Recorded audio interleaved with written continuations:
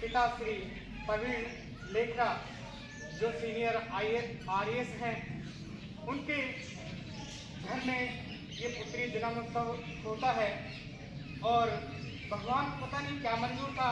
12 साल की अवस्था में ही जब जयपुर से धौलपुर की ओर पर्यटक के रूप में घूमने के लिए जा रहे थे तो रास्ते में ही एक्सीडेंट हुआ और एक्सीडेंट में अवनी लेखरा अपनी रीढ़ की हड्डी गंवा चुकी थी और तुरंत उनकी पैरालिसिस हो गया था। पैरालिसिस जानते हो, लकवा में आ गई थी।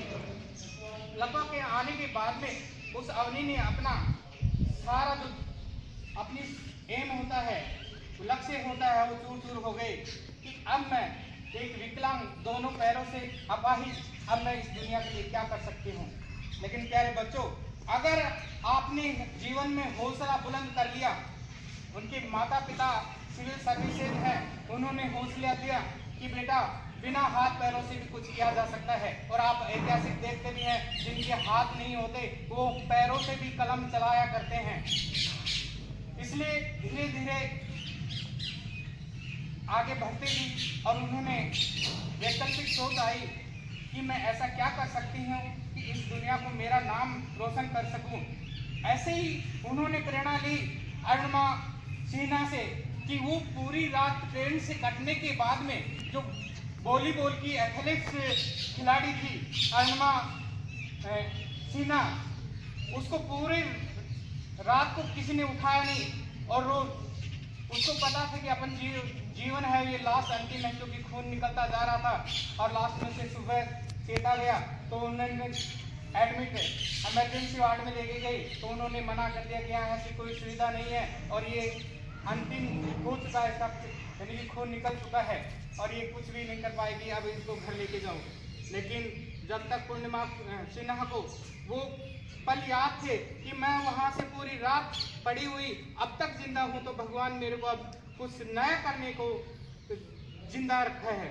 और पूर्णिमा को उसको उसी समय उसको इलाज मिलता है और वो ही बेटी एक एवरेस्ट फतेह करती है। ये इससे और कोई गरिमा नहीं है।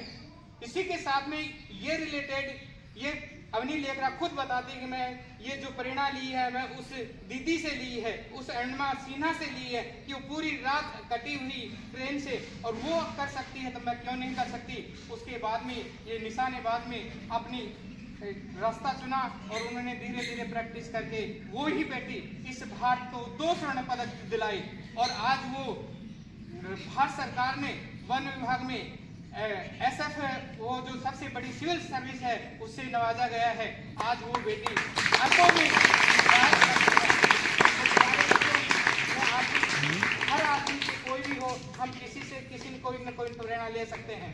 तो मैं इस स्पेशल छात्रा से कहूँगा, आप भी उस बेटी से, उस बहन से आप प्रेरणा ले कि एक अपाहिज, देखिए अपाहिज 2 तरीके से होता है, जिसकी एक आर्थिक स्थिति है वो तो कामयाब हो सकता है, लेकिन जो शरीर से हो जाता है वो शरीर से अगर हो गया तो वो हमेशा नर्वस हो जाता है, जल्दी से पॉजिटिव नहीं आता है। लेकिन इस बेटी का आर्थिक स्थिति सही होते हुए और शारीरिक स्थिति सही नहीं होते हुए इन्होंने भारत का नाम रोशन किया। अब मेरे थोड़ा चुटकुला ध्यान में आ रहा है कि ऐसे ही एक व्यक्ति का हाथ कटा हुआ था। अब वो देखा कि आज के वर्तमान में जिसके 2-2 हाथ हैं वो कुछ नहीं कर रहा, तो मेरे तो केवल 1 हाथ है, मैं क्या कर सकता हूँ। तो इस जीवन से हताश हो जाता है और वो क्या करना चाहता है कि अब इस जीवन से अपना जीवन समाप्त करना है। अब वो 3-4 मंजिल पे ऊपर चढ़ जाता है उस छत से गिरने के लिए नीचे कि अपन जीवन समाप्त करना है, क्योंकि अपने 1 हाथ है और अपना कामयाब नहीं हो सकते हैं।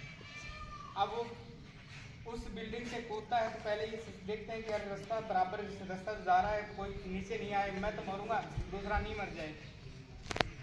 तब वो देखता है तो नीचे देखता है ऐसा व्यक्ति दिखा उसको कि जिसके दोनों हाथ नहीं थे और वो नाच रहा था।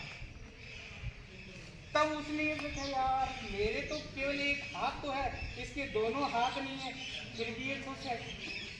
तो पहले इसकी खुशी का राज जानेंगे हम और फिर अपन जीवन समाप्त करेंगे। और छत से नीचे उतर के आता है कि भाई रुक, तो वो रुकता है, हाँ भाई बोल। कि तू मेरे एक हाथ है, तेरे दोनों हाथ नहीं है, तू इस जिंदगी में खुश कैसे नाच रहा है? तब वो कह रहा कि भाई मेरे हाथ चल रही है, अब खोरे किससे हो? किसानों के साथ जय हिंद जय भारत।